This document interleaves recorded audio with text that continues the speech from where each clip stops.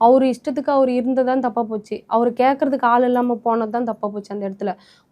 ஒரு அப்பா அம்மாவுக்கு அவரு பயந்து, ஐயய்யோ! அப்பா அம்மா இத பண்ணா நம்மள திட்டுவாங்க அப்படின்னு ஒரு பயம் இருந்து இப்போ வந்து அவர் இறந்துட்டாரு இல்லையா? சோ இப்போ உங்கள ரொம்ப கரிச்சு கொட்டியிருப்பாங்க ஆமா. கிராமத்துல. கரிச்சு கொட்டியிருப்பாங்களா? மேம் அன்னைக்கு இறந்த அன்னைக்கு ஸ்டார்ட்டிங் காலையில ஆரம்பிச்சாங்க மேம் அவங்களோட பாட்டி. அதாவது எங்க மாமியாரோட அவங்க மாமியார். அன்னைக்கு ஸ்டார்ட் பண்ணி அந்த 30 வரைக்குமே வந்து சரியில்லாத குடும்பத்துல பொண்ணு எடுத்துட்டாங்க.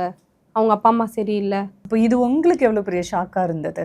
10 நிமிஷம் முன்ன வரைக்கும் உங்க தாலிய அறுத்து சண்டை போட்ட ஒரு புருஷன் இன்னைக்கு இப்ப இல்ல, சுருக்கு மாட்டிக்கிட்டாரு அப்படிங்கறத. நெனச்சு பார்க்க முடியாத ஒரு விஷயம் தாங்க மேம்.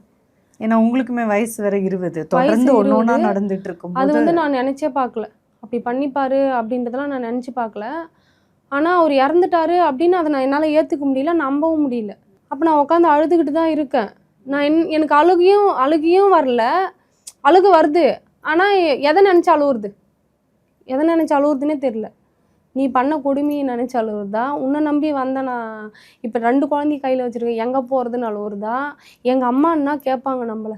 என்ன வச்சுக்குவாங்களா? இல்ல முடுக்கிடுவாங்களா? இவங்கெல்லாம் இப்படி பேசுறாங்களே, இவங்களும் நம்மள வச்சுக்க மாட்டாங்களாட்டுங்குது. அப்ப நமக்கு எங்க தான் அடைக்கலம்?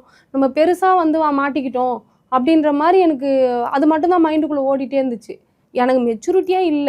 நான் 14 வயசுலேருந்து யாருமே இல்லாம அந்த இடத்துல நான் குடும்பம் பண்ணி நிக்கிறேன். தண்ணி இல்லாம, எண்ணெய், பருப்பு எதுவும் இல்லாம, எதுக்குமே அடுத்தவங்கள நாடி, நாடி, நாடி அடுத்தவங்கள சார்ந்தே நான் இருந்திருக்கேன். அவனும் செத்து போயிட்டான். நான் என்ன பண்றது? அவன் விட்டுட்டு போன குழந்தைங்கள தான் கையில வச்சுட்டுருக்கேன்.